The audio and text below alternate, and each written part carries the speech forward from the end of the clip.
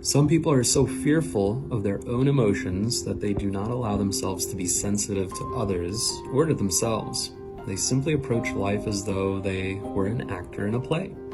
An actor is simply fulfilling a role. The actor may appear to be responding to the situation, but on closer inspection, one finds that he or she is just delivering rehearsed lines and going through preordained activities. And unfortunately, many of us find ourselves in such a situation. Are you always vigilant concerning what others might think of you? Do you find yourself trying to anticipate their thoughts? Do you worry about what even absolute strangers might be thinking of you? How much time do you spend thinking about what other people might be thinking about you?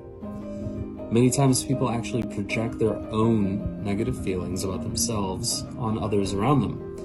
In this way, wherever they go, they feel rejected by others. They find people who reject them in the same place that others find people who are very accepting of everyone.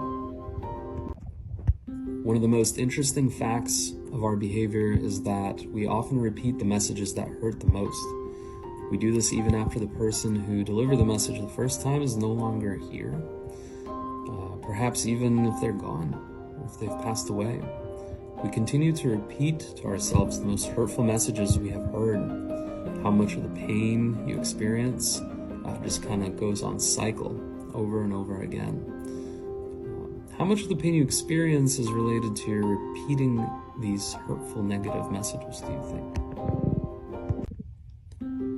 Those who believe that their self-worth is based on the approval of others are likely to do virtually anything to please them. They truly believe that they will be well-liked if they agree to every request of those who are consciously or not manipulating them. Many of these people despise those who are being manipulative and resent what they feel they have to do to earn their approval. Anger is usually our most common response to rejection. Some of us are not honest about our anger. We may deny its existence, we might suppress it and assume that it'll go away. We may vent our anger in destructive explosions of wrath, or we may use sarcasm or neglect to express anger in a subtler way. If we don't resolve our anger through honesty and forgiveness, we can become deeply hostile and resentful. One motive for retaining anger is the desire for revenge.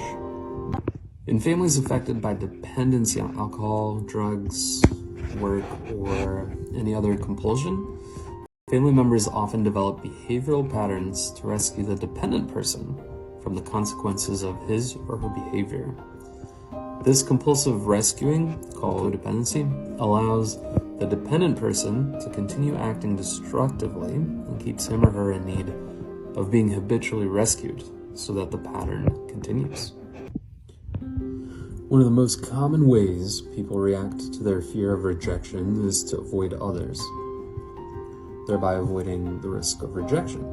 Some people avoid others overtly, spending most of their time alone, but most people try to avoid the risk of rejection by having superficial friends. They may interact with others and they may be considered socially adept because they know how to make friends easily, but their friends never really know them because they hide behind a wall of words, smiles, and activities. These people are usually quite lonely in the midst of all their so-called friends.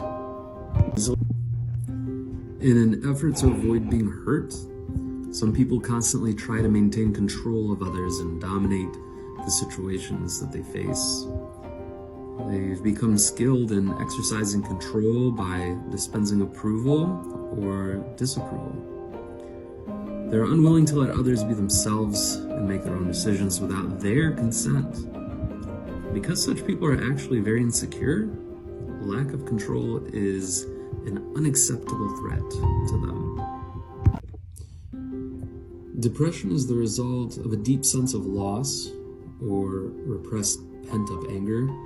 Oftentimes, when anger is not handled properly, the body and mind respond to its intense pressure, and the emotions and sense of purpose become dull